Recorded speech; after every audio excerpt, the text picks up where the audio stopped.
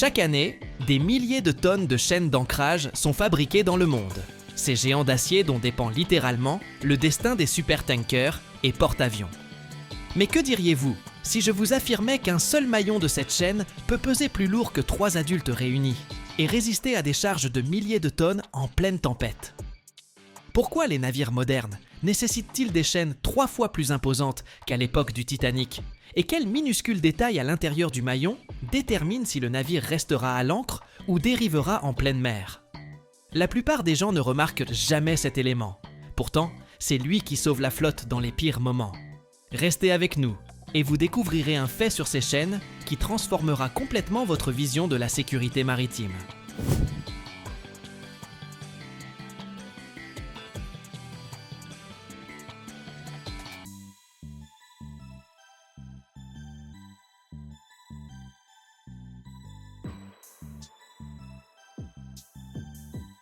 Les chaînes d'ancrage des supertankers et porte-avions modernes impressionnent par leur dimension. Le poids d'un seul maillon peut atteindre 250 kg, environ le poids de 3 hommes adultes réunis. À titre de comparaison, le légendaire Titanic, qui appareilla pour son unique voyage en 1912, possédait des chaînes dont les maillons pesaient environ 80 kg. En un siècle, la taille des navires et de leur système d'ancrage a triplé. C'est une réponse aux nouveaux défis. Les pétroliers modernes atteignent 400 mètres de long et pèsent des centaines de milliers de tonnes à pleine charge. Les porte-avions de classe Nimitz pèsent près de 100 000 tonnes. Maintenir de tels géants en place exige des chaînes d'une résistance hors du commun.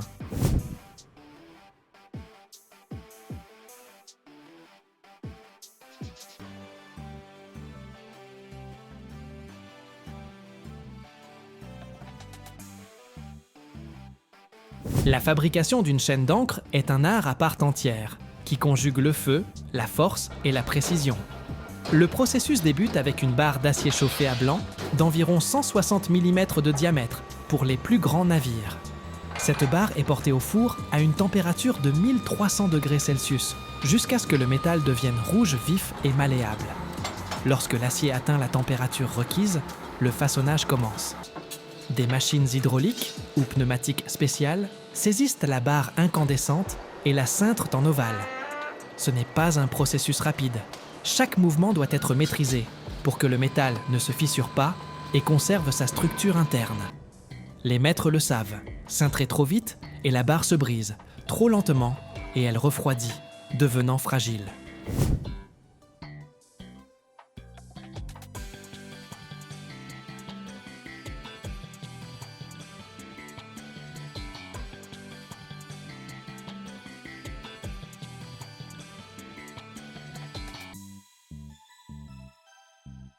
Lorsque l'ovale est formé, ses extrémités restent ouvertes.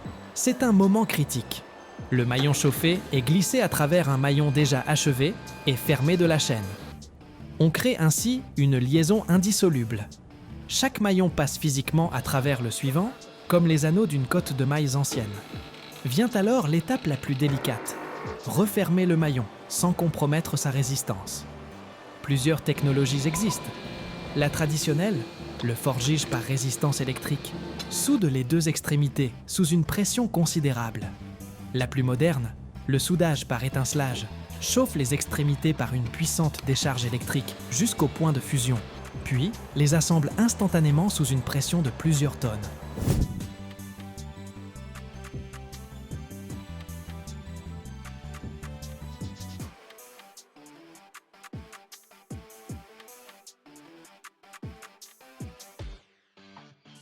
Le point de jonction est le maillon le plus vulnérable de la chaîne. C'est là que l'acier a subi les contraintes thermiques et mécaniques les plus importantes. C'est pourquoi, après le soudage, le maillon est à nouveau chauffé et forgé sous un puissant marteau pesant plusieurs tonnes. Chaque coup de marteau compacte le métal, uniformise sa structure, élimine les micropores invisibles qui pourraient devenir des points de rupture futurs. Le processus rappelle la façon dont les forgerons médiévaux martelèrent leurs lames d'épées à maintes reprises, à ceci près que l'échelle est tout autre. Le marteau tombe d'une hauteur de plusieurs mètres, créant un impact de plusieurs dizaines de tonnes. L'acier incandescent étincelle sous les coups, acquérant progressivement une densité et une forme parfaite.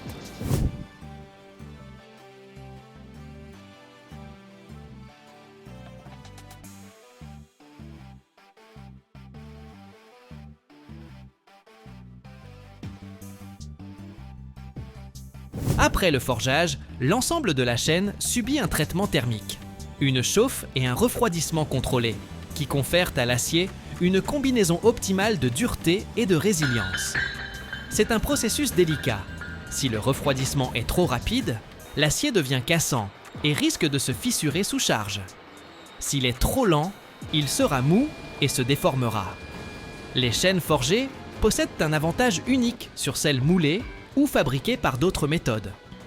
Lorsque l'acier se déforme sous pression, sa structure cristalline s'aligne le long des lignes de contrainte, créant une texture fibreuse, semblable aux fibres du bois. Cette orientation rend le métal forgé nettement plus résistant dans la direction où il subira la charge principale en service.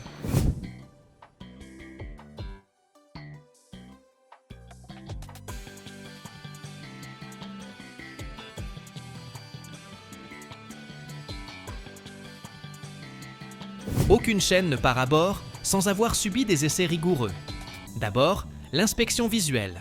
Chaque maillon est examiné pour déceler fissures, irrégularités, défauts de soudure. Ensuite, le balayage par ultrasons révèle les porosités internes et les micro-fissures invisibles à l'œil nu. Les rayons X contrôlent la qualité des assemblages soudés. Mais l'épreuve la plus décisive reste le test mécanique. Des sections de chaîne sont fixées dans des bancs d'essai hydrauliques et soumises à une charge dépassant de 1,5 fois à 2 fois la charge de service. Si la chaîne résiste sans déformation, elle est validée. Si un seul maillon manifeste une faiblesse, toute la section repart en refonte.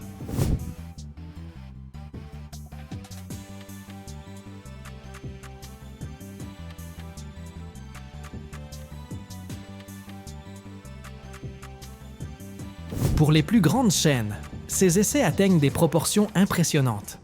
Imaginez une machine tirant une chaîne avec une force de plusieurs centaines de tonnes.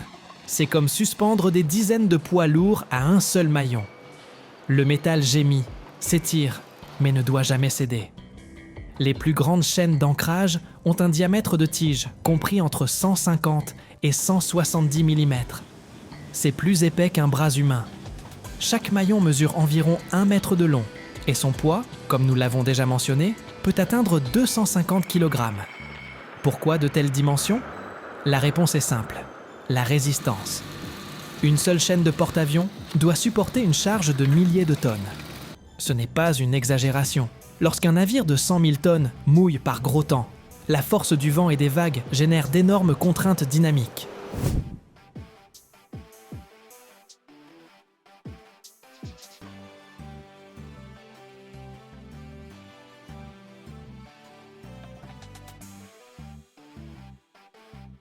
La chaîne ne doit pas simplement retenir le navire, elle doit absorber ces chocs, s'étirer et se comprimer, fonctionnant comme un énorme amortisseur.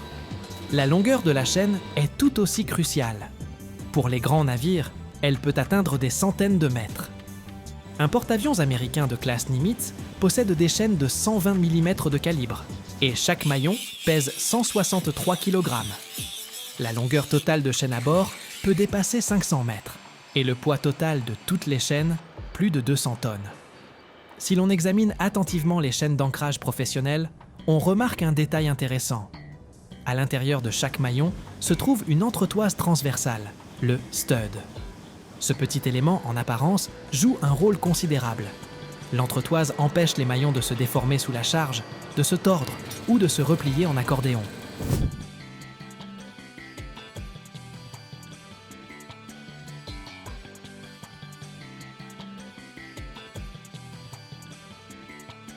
Sans entretoise, la chaîne soumise à une forte pression risquerait de se déformer. Les maillons s'emboîteraient les uns dans les autres et toute la structure perdrait sa résistance. L'entretoise est soudée ou forgée à l'intérieur du maillon lors de sa fabrication et devient partie intégrante de celui-ci. Pour les plus grands maillons, cette entretoise peut peser à elle seule entre 20 et 30 kg. Créer la chaîne n'est que la moitié du travail. Il faut encore la protéger contre l'ennemi principal de toutes les structures métalliques en mer, la corrosion. L'eau salée, particulièrement sous les tropiques, est extrêmement agressive. Sans protection, même l'acier le plus résistant commencera à rouiller en quelques mois. La méthode de protection la plus répandue est la galvanisation à chaud. La chaîne terminée est plongée dans un bain de zinc en fusion à 450 degrés Celsius. Le zinc recouvre chaque centimètre de surface d'une couche épaisse qui agit comme une anode sacrificielle. Il s'oxyde à la place de l'acier, protégeant ainsi le métal de base.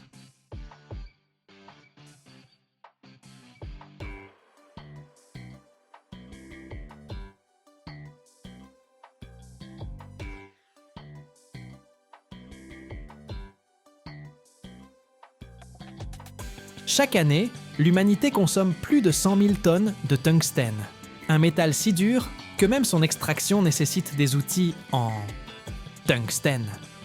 Mais peu savent que l'un des principaux fournisseurs de cette ressource stratégique est le Vietnam. Au milieu de la jungle, où vapeur et brume se mêlent au parfum de fleurs, se cache la mine de Nguyen Phao, l'une des plus grandes au monde. Là, sous terre, se déroule un processus semblable à l'alchimie. Du minerai gris naît le métal qui façonne chars d'assaut, forêts et avions. Comment le Vietnam a-t-il transformé la jungle en cœur industriel de la métallurgie mondiale? Reste jusqu'à la fin et tu découvriras ce que testent même les grandes entreprises.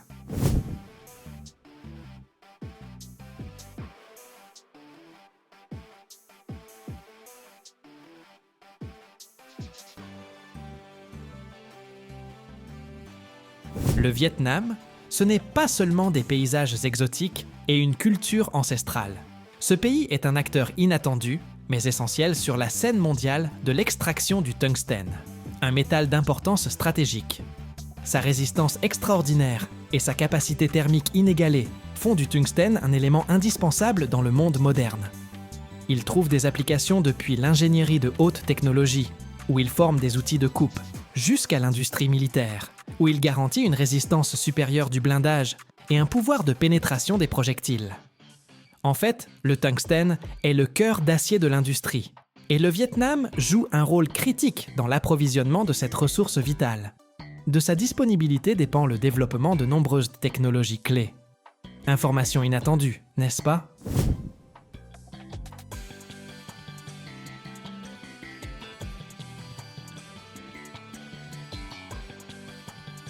Les principaux gisements de tungstène au Vietnam sont concentrés dans la région où se trouve la mine mondialement connue de Nguyen Phao. Ce complexe minier est l'un des plus grands au monde, combinant technologie moderne et paysage unique de la jungle vietnamienne. L'idée même d'intégrer une installation industrielle dans un tel écosystème est un défi, mais le Vietnam déploie des efforts considérables pour minimiser l'impact environnemental, alliant extraction efficace et attitude responsable envers la nature. Le tungstène, contrairement à d'autres métaux, n'existe pas sous forme pure et native. Il est extrait sous forme de minéral, dont le plus répandu est la wolframite, un composé complexe de fer, manganèse et tungstène. Ce diamant d'acier se cache profondément dans les entrailles de la Terre, souvent entouré d'autres roches. Dans les mines vietnamiennes, comme la mondialement célèbre Nguyen Phao, les mineurs accomplissent quotidiennement un travail titanesque.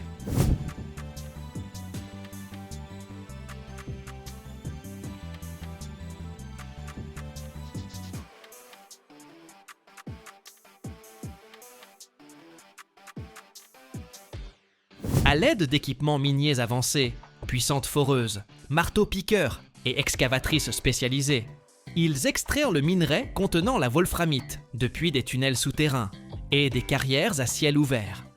C'est un processus complexe et laborieux qui exige précision et respect de normes de sécurité strictes pour atteindre la précieuse matière première cachée dans les profondeurs. Dans les usines de traitement situées près des mines, le minerai subit une série de processus. Les énormes morceaux de minerai extraits des profondeurs, pesant parfois des centaines de kilogrammes, arrivent au traitement primaire. Là, ils rencontrent des concasseurs colossaux, des machines gigantesques qui, avec une force incroyable, broient les blocs de pierre. Avec un fracas assourdissant et des vibrations, ces machines semblent mâcher la roche, la transformant en fractions plus petites.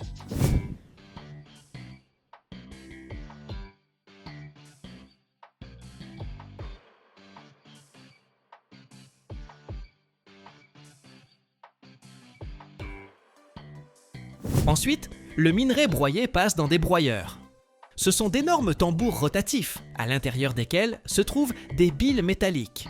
Sous l'action de la rotation et de la gravité, ces billes broient inlassablement les morceaux de minerai, les transformant en poudre très fine, presque comme de la farine. C'est un spectacle de mouvement constant, de puissance et de transformation, où la masse minérale brute se transforme étape par étape, en concentré prêt pour le traitement ultérieur, libérant la précieuse wolframite. Le concentré de wolframite purifié est ensuite traité dans des usines spécialisées. Là, il subit un traitement chimique pour obtenir du tungstène pur, qui peut ensuite être allié à d'autres métaux, comme le nickel ou le fer, pour créer des alliages aux propriétés spéciales, résistance accrue, résistance à l'usure ou résistance thermique.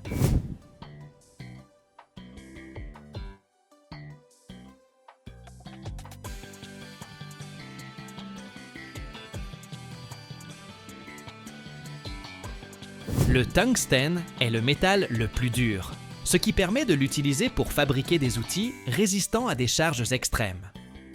Il a le point de fusion le plus élevé parmi tous les métaux, 3422 degrés Celsius, ce qui le rend idéal pour des applications dans des environnements à haute température.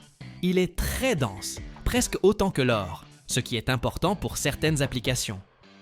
Le tungstène est indispensable dans l'industrie militaire pour fabriquer des blindages ultra résistants et des noyaux de projectiles perforants garantissant une haute capacité de pénétration. Les forêts, fraises et trépans en alliage de tungstène peuvent découper les roches les plus dures, ce qui est crucial dans l'industrie pétrolière, gazière et minière. Vous voyez l'ironie? Même pour extraire la wolframite et obtenir du tungstène, il faut du tungstène.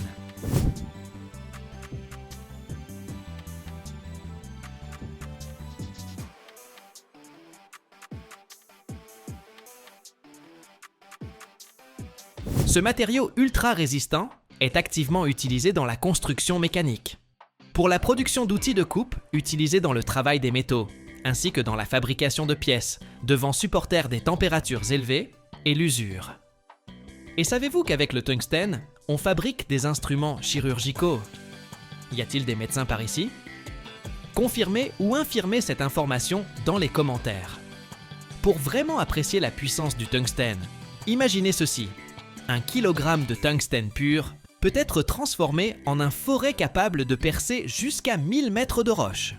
Cela démontre l'efficacité incroyable de ce métal et sa contribution significative au développement de l'industrie et des technologies. Le Vietnam possède l'une des plus grandes réserves confirmées de tungstène au monde.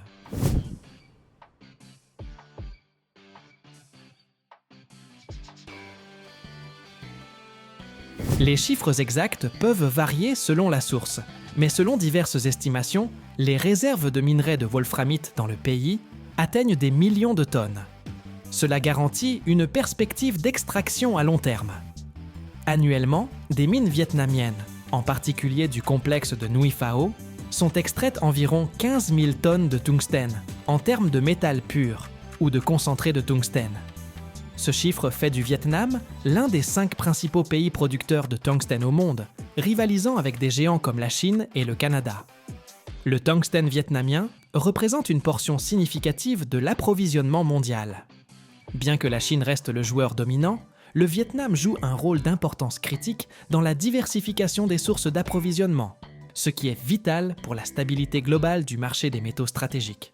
L'industrie minière et de traitement du Vietnam liée au tungstène fournit des milliers d'emplois pour la population locale, incluant ingénieurs, mineurs, techniciens et personnel administratif.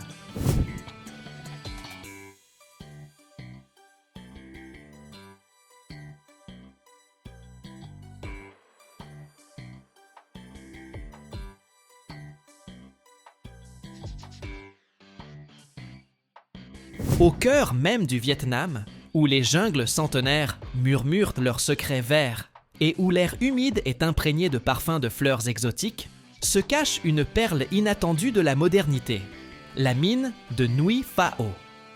Ce n'est pas simplement une installation industrielle, c'est une symbiose étonnante du travail humain incessant et de la grandeur de la nature vierge. Ici, entre les couronnes émeraudes des arbres qui s'élèvent vers le ciel et les torrents impétueux qui traversent les chaînes de montagnes, la main humaine pénètre dans les entrailles de la terre.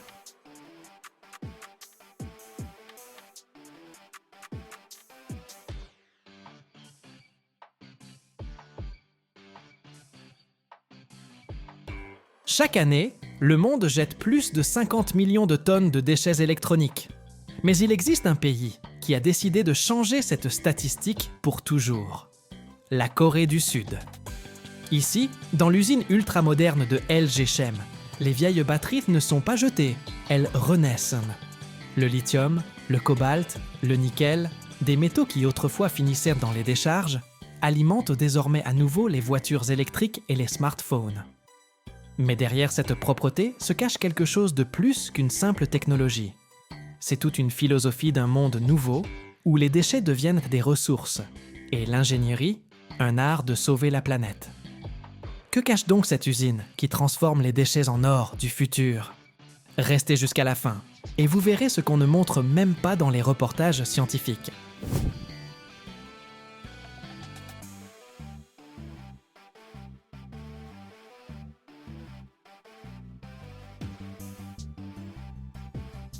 Yoon Ji-hoon a toujours rêvé de faire quelque chose de significatif pour la planète.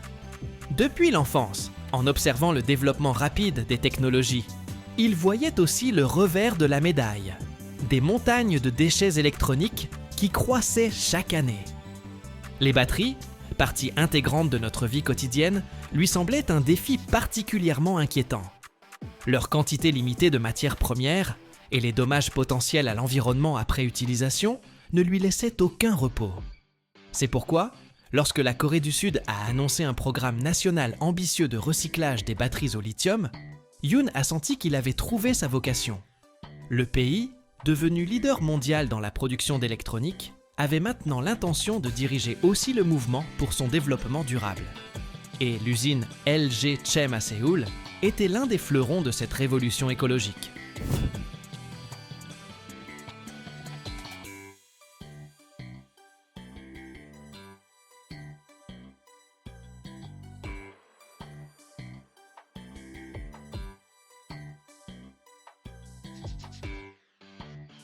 Enfin, Yoon Ji-hoon se tenait devant les immenses murs de verre d'un bâtiment qui ressemblait plus à une galerie d'art qu'à un site industriel. Aucune cheminée fumante, aucun bruit assourdissant. Seulement des lignes épurées et une architecture impressionnante, reflétant la philosophie de production verte. « Bienvenue dans notre futur, monsieur Yoon », le salua une voix chaleureuse. C'était Lee Jong-woo, le directeur de l'usine. Un homme aux cheveux gris avec des yeux pétillants qui rayonnaient d'enthousiasme. Préparez-vous à quelque chose de vraiment impressionnant. Monsieur Lee conduisit Yoon vers l'entrée, où une voiturette électrique les attendait déjà. Pendant le trajet vers le premier atelier, Lee Jong-woo parlait de la philosophie de l'usine. « Nous aspirons à une économie circulaire absolue », expliquait-il. « Chaque batterie usagée n'est pas un déchet, mais une ressource précieuse qui attend sa renaissance. Nous ne recyclons pas simplement, nous redonnons vie. »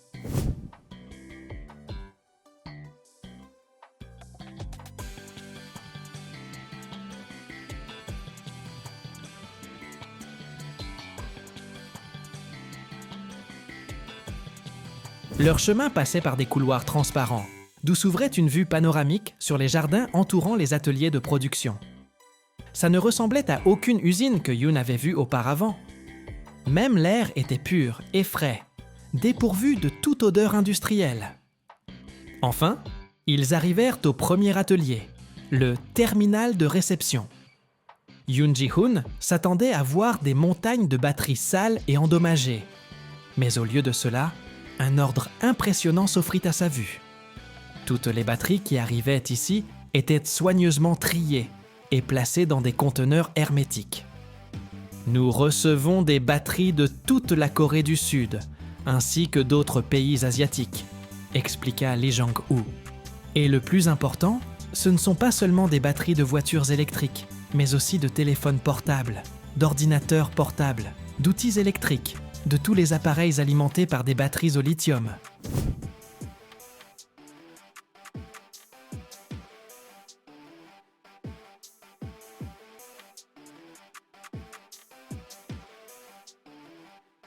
Yoon observait avec étonnement comment les manipulateurs robotisés de LG Chem, se déplaçant avec précision, déchargeaient les conteneurs. Ces robots étaient conçus non seulement pour déplacer des charges, mais aussi pour le diagnostic initial et l'identification des types de batteries.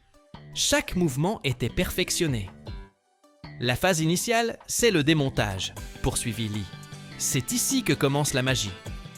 Ils passèrent à l'atelier suivant, l'atelier de démontage. Ici, derrière d'épaisses cloisons de verre, travaillaient des robots encore plus sophistiqués. Ils démontaient soigneusement les batteries, les séparant en composants individuels. Boîtiers, électrodes, séparateurs. Tout le processus était entièrement automatisé pour minimiser les risques pour l'homme et assurer une efficacité maximale.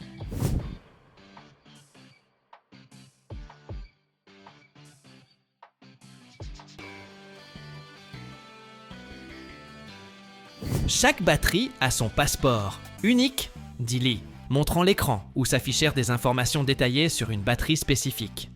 Nous connaissons son type, son fabricant, sa date de production. Cela nous permet d'optimiser le processus de démontage et d'assurer la plus haute qualité des matériaux extraits. Après le démontage, les composants des batteries passaient à l'étape suivante, la plus importante, l'atelier hydrométallurgique. C'était le cœur de l'usine. L'air ici était un peu plus humide et on sentait un léger goût métallique dans l'air. Ici, nous utilisons des procédés chimiques pour extraire les métaux précieux, expliqua Lee Jong-woo. Le lithium, le cobalt, le nickel, le manganèse, c'est le véritable or de notre siècle.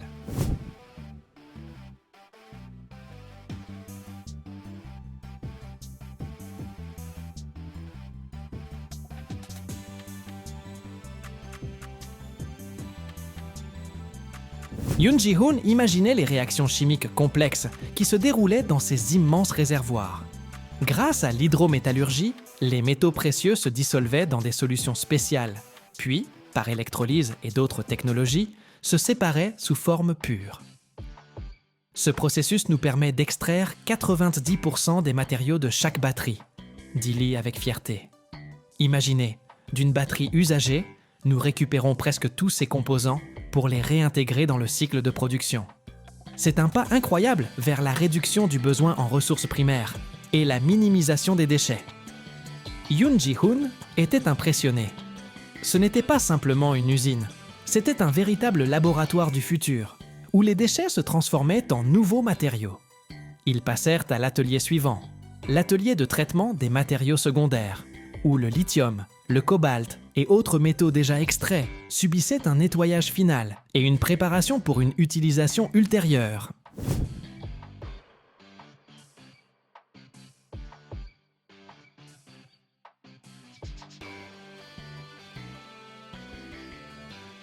C'étaient des granules et des poudres brillantes qui ressemblaient à des pierres précieuses. Ces matériaux sont ensuite renvoyés aux fabricants de batteries, raconta Lee. LG Chem, Samsung SDI, SK, Innovation, tous utilisent nos matériaux recyclés pour créer de nouvelles batteries de haute qualité. C'est un véritable cycle fermé. Yoon Ji-hoon comprit que ce n'était pas simplement du recyclage. C'était une renaissance. Chaque batterie recyclée recevait une chance de nouvelle vie, devenant partie d'une nouvelle voiture électrique, d'un nouveau smartphone ou d'un nouveau système de stockage d'énergie. C'était la véritable économie circulaire en action. À la fin de la visite, Lee Jong-woo invita Yoon au centre de contrôle, qui ressemblait à un vaisseau spatial. De grands écrans affichaient des données sur chaque étape de production, et les opérateurs surveillaient les indicateurs en temps réel.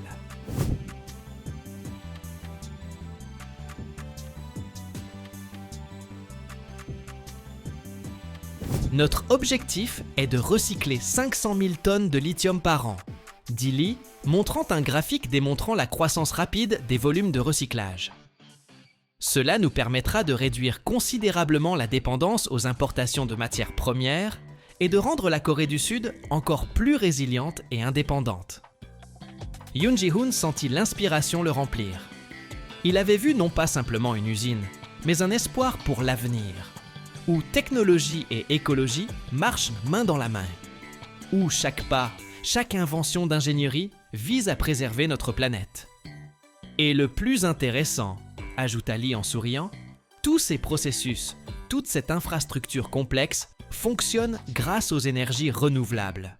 Panneaux solaires sur le toit, système géothermique de chauffage, nous visons zéro émission de carbone.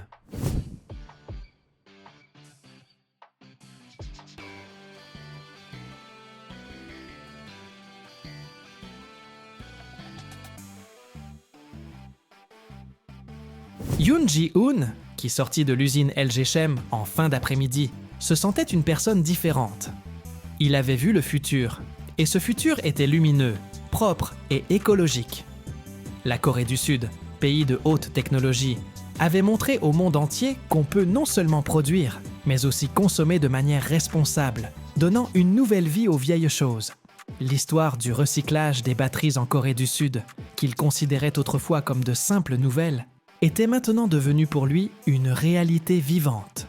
Il savait que son propre travail, ses propres idées, feraient désormais partie de ce mouvement grandiose et mondial. Le mouvement vers un monde où chaque ressource est précieuse, où chaque déchet a du potentiel, où l'économie circulaire n'est pas simplement une tendance, mais une nécessité vitale. Et il était fier de faire partie de cette ère de renaissance.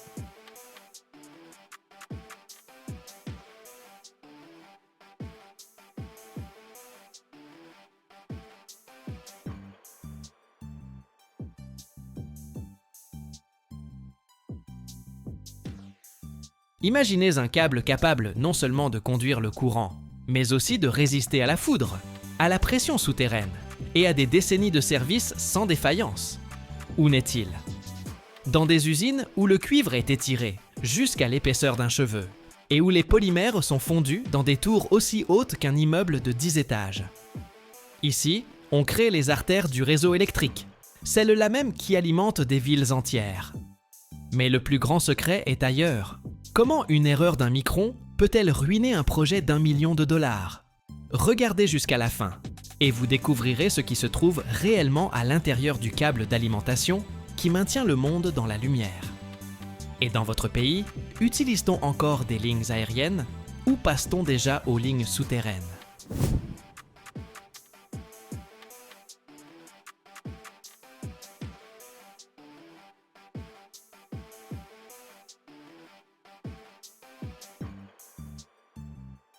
Une part importante du réseau énergétique américain a été construite il y a plusieurs décennies et nécessite une modernisation.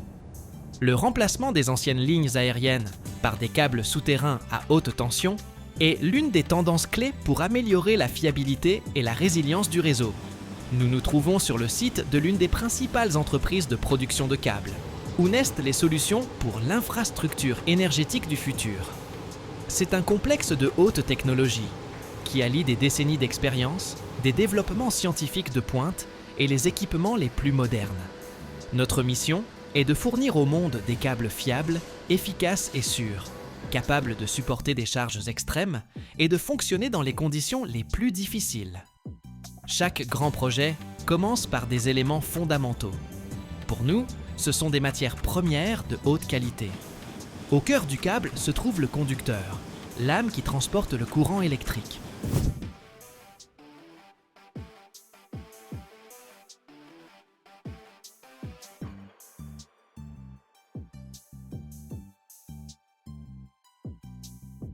Nous utilisons du cuivre ou de l'aluminium, rigoureusement sélectionnés pour leur pureté et leur conductivité électrique.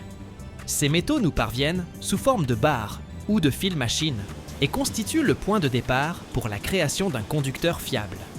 La première étape de production est le tréfilage. Dans des ateliers spécialisés, à l'aide de puissantes tréfileuses, le fil machine épais est progressivement transformé en un fil fin d'un diamètre donné. Ce processus exige une grande précision et un contrôle constant, car même de légers écarts peuvent affecter les caractéristiques électriques du futur câble. Nous utilisons un tréfilage multi-étapes, ce qui permet d'atteindre une géométrie et des propriétés mécaniques parfaites du fil. Le fil obtenu est ensuite acheminé vers les machines à toronner. Ici, des centaines ou des milliers de fils individuels sont assemblés en une seule âme monolithique.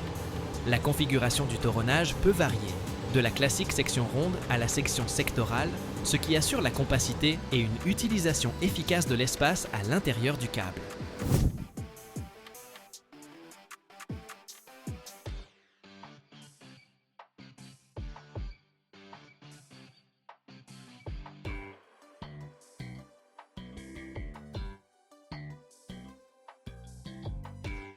Le toronnage ne confère pas seulement de la résistance à lame, mais optimise également ses caractéristiques électriques, en réduisant l'effet de peau et les pertes d'énergie. Chaque âme subit un contrôle qualité strict pour garantir l'absence de défauts. Une fois le conducteur formé, une étape d'une importance capitale commence. L'application de l'isolant. C'est le cœur de la protection du câble, qui assure sa rigidité diélectrique et sa sécurité. Les câbles à haute tension exigent le plus haut niveau d'isolation. C'est pourquoi nous utilisons des matériaux polymères modernes. Sa rigidité diélectrique exceptionnelle, sa résistance aux températures élevées et sa durabilité en font le choix idéal. Le processus d'application de l'isolant se déroule dans des lignes d'extrusion verticale. Ce sont certaines des plus hautes structures de notre usine, atteignant plusieurs dizaines de mètres. Ici, le conducteur passe à travers une tête d'extrusion spéciale où 3 couches sont appliquées en une seule passe. Un écran semi-conducteur interne, l'isolant principal en polyéthylène réticulé et un écran semi-conducteur externe.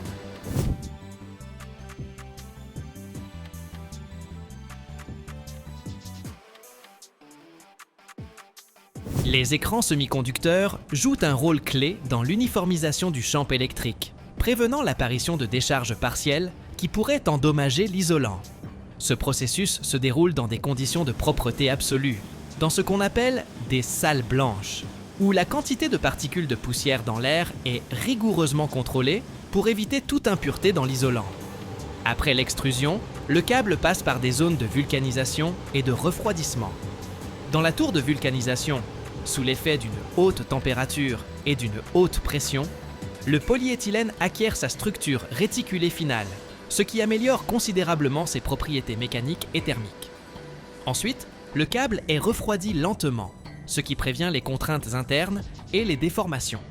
Ce cycle est vital pour assurer la longévité et la fiabilité de l'isolant en conditions d'exploitation. L'étape suivante est l'application d'un écran métallique.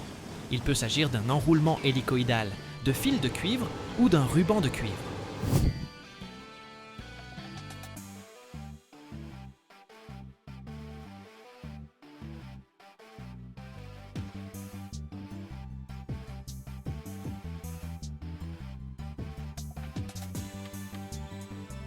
L'écran métallique remplit plusieurs fonctions importantes.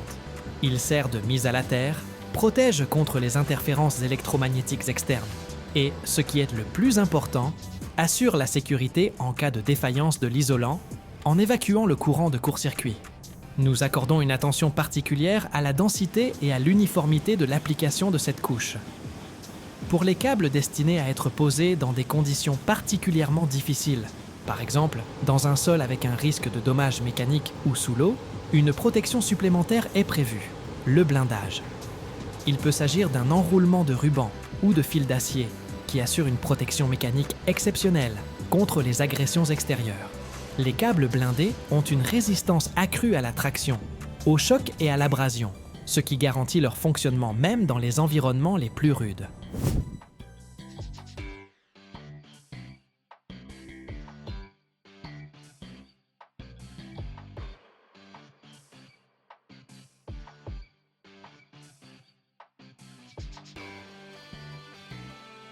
L'étape finale est l'application d'une gaine de protection extérieure. Elle est fabriquée à partir de compositions polymères spéciales, résistantes aux rayons ultraviolets, à l'humidité, aux produits chimiques et aux dommages mécaniques. La gaine extérieure est la première ligne de défense de l'ensemble du câble. le protégeant des facteurs environnementaux agressifs. Nous utilisons différents types de gaines en fonction des conditions d'exploitation spécifiques, y compris des matériaux qui ne propagent pas la flamme, pour une sécurité incendie accrue. Nous effectuons des tests à haute tension, vérifions la rigidité diélectrique de l'isolant, mesurons les décharges partielles. Ce sont des décharges d'étincelles microscopiques qui peuvent indiquer des défauts cachés dans l'isolant. Notre objectif est de détecter toute faiblesse potentielle avant même que le câble ne quitte les murs de l'usine.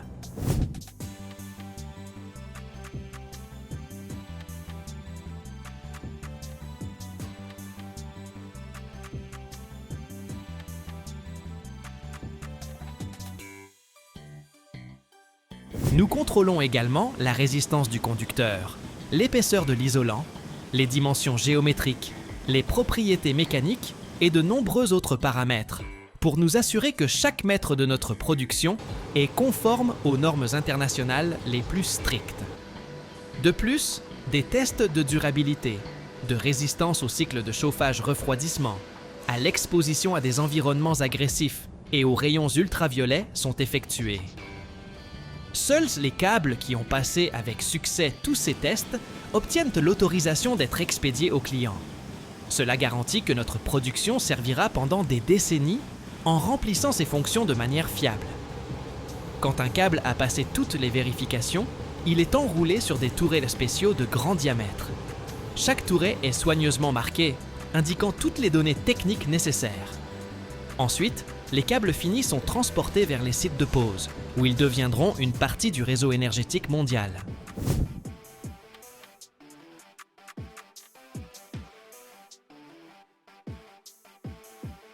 Il est important de noter que la fiabilité d'une ligne de câble ne dépend pas seulement du câble lui-même, mais aussi de la qualité de son installation et du montage des boîtes d'extrémité et de jonction. Ces composants sont une partie intégrante du système de câblage, assurant une connexion électrique fiable et l'étanchéité du câble. Nos spécialistes fournissent également des consultations et des formations sur le montage correct, afin de garantir un fonctionnement impeccable de l'ensemble du système.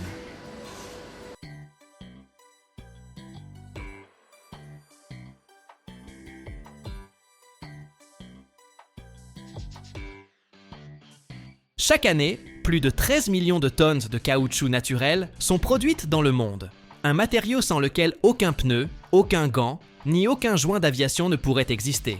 Mais peu de gens se demandent d'où vient cette substance élastique. Quelque part sous les tropiques, au milieu des forêts humides de Thaïlande et de Malaisie, des milliers d'ouvriers, avant même l'aube, insistent l'écorce des arbres pour récolter un liquide blanc, le latex, qui sera ensuite transformé en caoutchouc. Comment ? À partir d'une simple sève d'EVA, naît le matériau qui fait rouler nos voitures, voler nos avions et même fonctionner nos programmes spatiaux. Et quel secret cachent ces plantations, où jour après jour naît l'une des ressources les plus importantes de l'humanité. Regardez jusqu'à la fin, vous verrez ce que l'on ne montre pas aux touristes.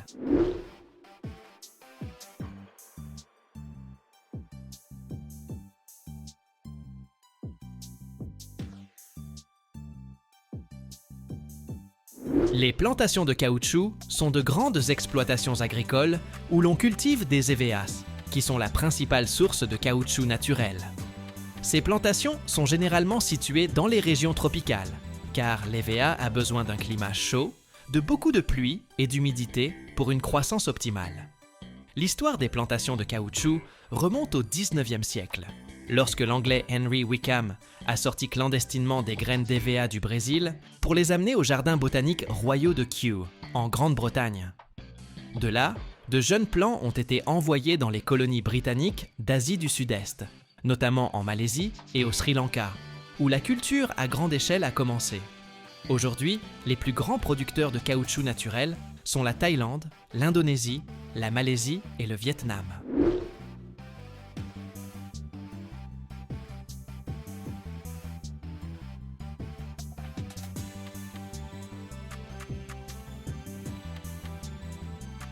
Le processus de récolte du caoutchouc des arbres s'appelle la saignée. Les ouvriers font de fines incisions en biais sur l'écorce de l'arbre, généralement tôt le matin, lorsque la sève, le latex, coule le plus activement. Le latex est un liquide laiteux qui s'écoule des incisions et est recueilli dans de petites tasses fixées au tronc de l'arbre. Il est important de faire les incisions avec précaution pour ne pas endommager le cambium, la couche responsable de la croissance de l'arbre, et ne pas nuire à la production future de latex. Un seul arbre peut produire du latex pendant de nombreuses années, parfois jusqu'à 25 ou 30 ans.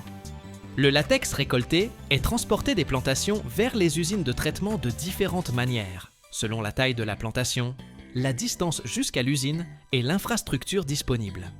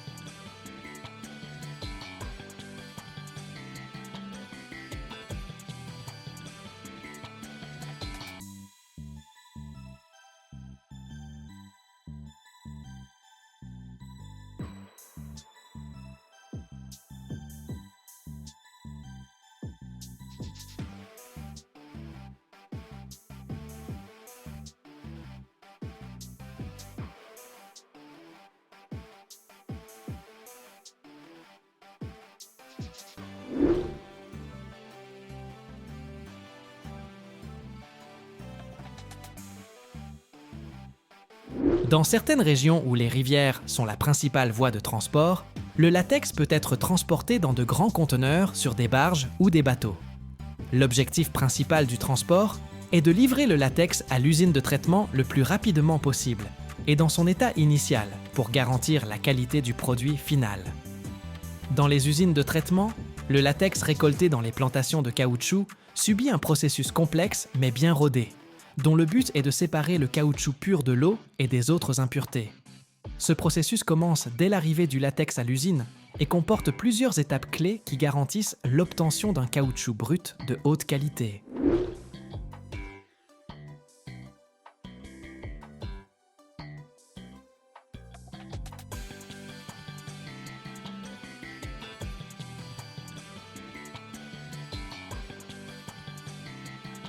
D'abord, à son arrivée à l'usine, le latex liquide, qui arrive généralement dans de grandes citernes, est filtré.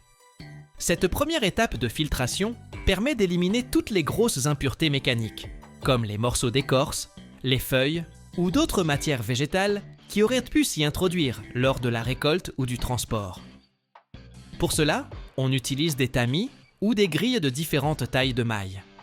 Après filtration, le latex est pompé dans de grandes cuves pour être dilué. En général, le latex récolté sur les arbres a une concentration en matière sèche d'environ 35%. Pour le traitement ultérieur, on le dilue avec de l'eau pure jusqu'à une concentration plus faible et plus maniable, souvent de 20%. Cette dilution facilite le processus de coagulation ultérieure et assure l'homogénéité du produit obtenu.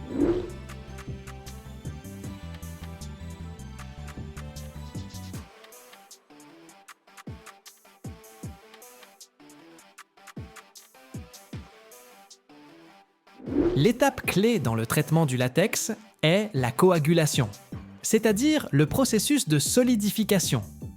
Le latex naturel est une émulsion stable, où de minuscules particules de caoutchouc sont dispersées dans un milieu aqueux.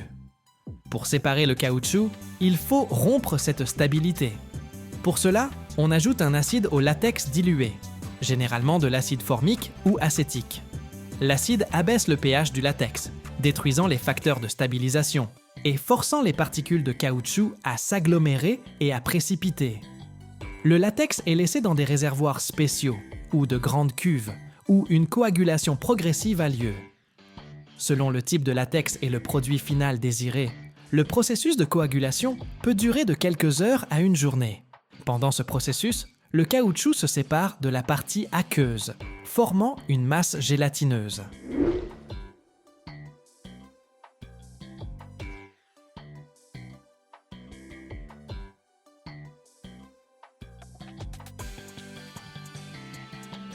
Une fois la coagulation terminée, la masse de caoutchouc obtenue, qui a l'aspect d'une feuille molle et gélatineuse, est délicatement retirée des cuves. Ce caoutchouc brut passe ensuite à travers une série de rouleaux. D'abord, il passe entre des rouleaux crantés, qui aident à éliminer la majeure partie de l'eau résiduelle, tout en créant une texture caractéristique à la surface de la feuille de caoutchouc. Cela contribue également à augmenter la surface pour un séchage ultérieur plus efficace. L'étape suivante est le lavage. Les feuilles de caoutchouc sont soigneusement lavées à l'eau pure pour éliminer les résidus d'acide et toute autre impureté soluble dans l'eau. La qualité du lavage est extrêmement importante car les résidus d'acide peuvent affecter négativement les propriétés du caoutchouc final et son vieillissement.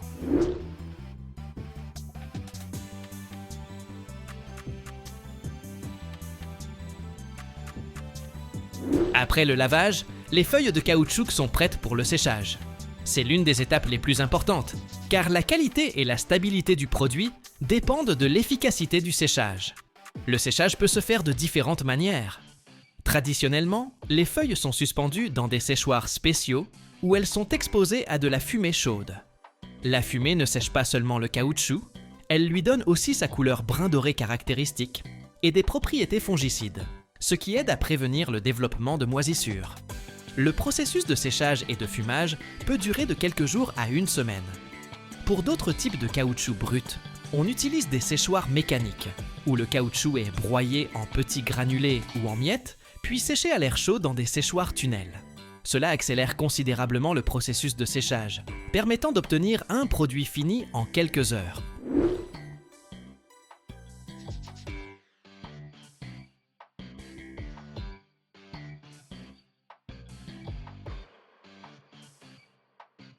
Après le séchage, les feuilles ou les granulés de caoutchouc finissent sont triés, classés par qualité selon les normes internationales, puis pressés en grands blocs ou balles. Ces blocs sont emballés, généralement dans un film polyéthylène, et marqués avant d'être expédiés aux consommateurs du monde entier. Chaque bloc a son poids, généralement 33 kg ou 111 kg, ce qui simplifie la logistique et le commerce.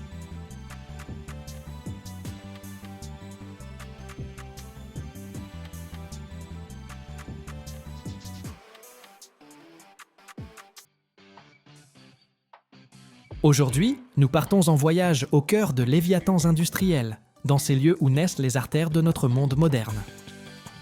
Nous allons parler de la création des carrières à ciel ouvert, des vallées montagneuses créées de main d'homme, qui impressionnent par leur échelle et leur complexité. Ces excavations gigantesques dans la croûte terrestre témoignent non seulement de la puissance inégalée de la technologie moderne, mais aussi du travail de longue haleine de milliers d'ingénieurs, de géologues et d'ouvriers. Nous découvrirons comment ces structures colossales sont créées et quel rôle jouent dans ce processus de véritables titans de l'ingénierie, les excavatrices géantes. Préparez-vous à un récit sur l'échelle, la précision et la force impressionnante qui redessine le paysage de notre planète.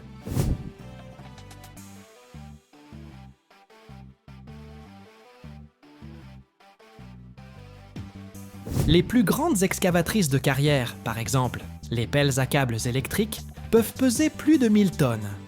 Certains modèles d'excavatrices à roupelle, utilisés en Europe, atteignent un poids de plus de 13 000 tonnes et sont les plus grandes machines terrestres au monde. La création d'une carrière n'est pas un simple creusement de trous. C'est un processus extrêmement complexe, en plusieurs étapes, qui commence bien avant que la première excavatrice ne morde la terre. Tout débute par une exploration géologique minutieuse. Des équipes de géologues étudient pendant des années les entrailles de la Terre, forant des puits, prélèvent des échantillons pour localiser avec précision les gisements de minéraux, leur profondeur, leur qualité et leur volume. C'est une immense enquête policière où chaque échantillon de roche est un indice crucial.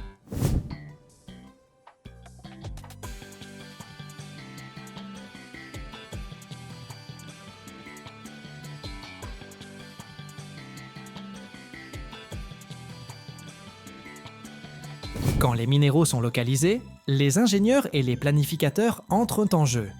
Ils élaborent un projet détaillé de la carrière qui couvre chaque aspect, de l'angle d'inclinaison optimal des parois et de la largeur des voies de transport au système de drainage qui évacuera l'eau. C'est un travail colossal qui exige des calculs précis, car la sécurité et l'efficacité de l'exploitation future dépendent de chaque détail. À ce stade, on décide de la forme de la carrière, de l'emplacement des terrasses, appelées des gradins, sur lesquels se déplaceront les engins, et de l'organisation de la logistique pour évacuer des centaines de millions de tonnes de roches. Après des années de planification, vient le temps de l'action. Avant d'atteindre les précieux minéraux, il faut enlever ce qu'on appelle les morts terrains, les couches de sol, d'argile et de roches stériles qui recouvrent le gisement. Cela peut représenter un volume de travail colossal, car l'épaisseur des morts terrains atteint parfois des dizaines, voire des centaines de mètres.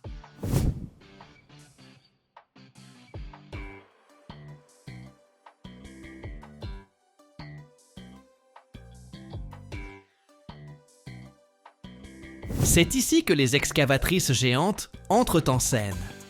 Ce sont de véritables colosses, pesant des centaines, voire des milliers de tonnes, avec des godets de la taille d'une petite pièce, capables de saisir des dizaines de mètres cubes de terre en une seule fois.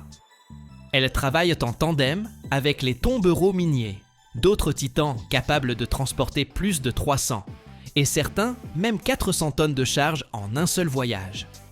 Les excavatrices chargent les morts terrains dans les tombereaux, qui les transportent ensuite vers des décharges spécialement aménagées, créant ainsi de véritables montagnes artificielles. Le volume du godet de ces machines peut varier de 40 à 70 mètres cubes, et pour les plus grands modèles, jusqu'à 100 mètres cubes.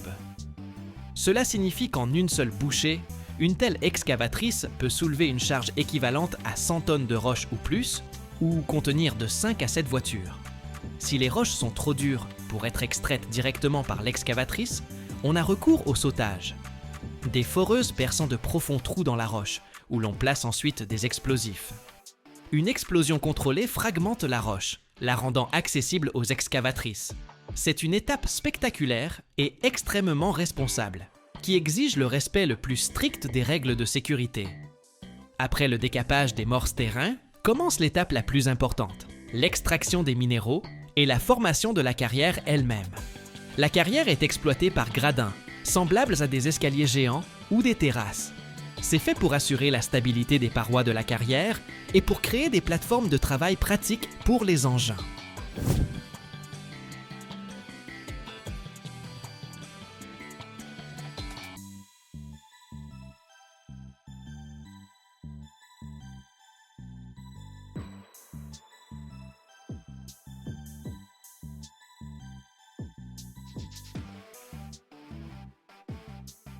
Sur chaque gradin, travaille sa propre armada d'excavatrices. Il peut s'agir d'énormes pelles de carrière à entraînement électrique, capables de travailler en continu pendant des mois, ou d'excavatrices hydrauliques qui se distinguent par leur grande manœuvrabilité et leur précision. Elles grignotent la roche, la chargeant dans les tombereaux en attente.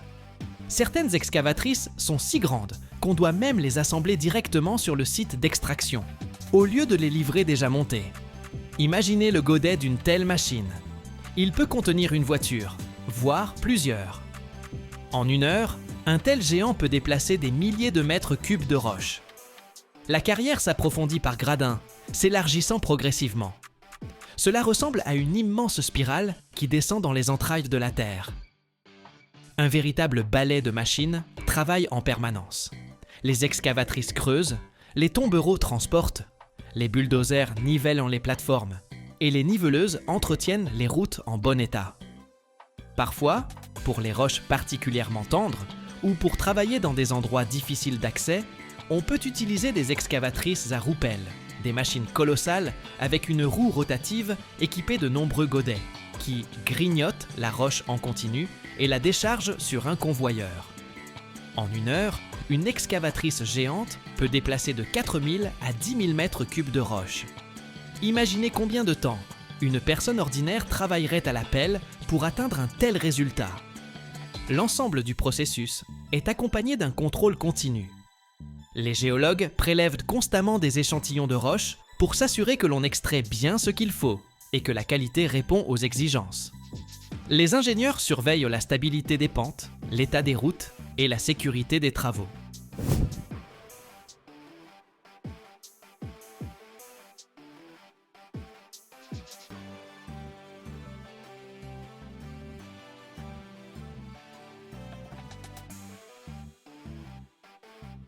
Une carrière géante n'est pas un simple trou dans le sol. C'est tout un complexe industriel avec sa propre infrastructure.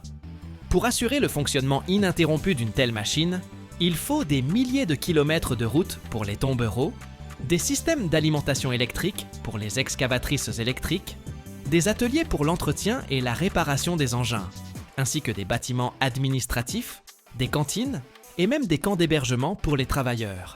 L'évacuation de l'eau ou l'exhaust revêt une importance particulière.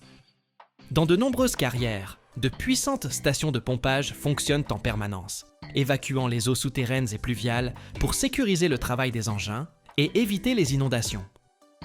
Sans un système de drainage efficace, la carrière se transformerait rapidement en lac. Le minerai extrait est ensuite acheminé vers des usines de traitement, souvent situées juste à côté de la carrière. Là, il est concassé, enrichi, purifié, transformé en un produit fini qui part ensuite par wagon ou camion vers les consommateurs du monde entier. La vie d'une carrière n'est pas éternelle. Lorsque les réserves de minéraux sont épuisées ou que l'exploitation devient économiquement non rentable, la carrière est fermée. Mais cela ne signifie pas qu'on l'abandonne simplement. Les normes modernes exigent une réhabilitation, la restauration des terres perturbées.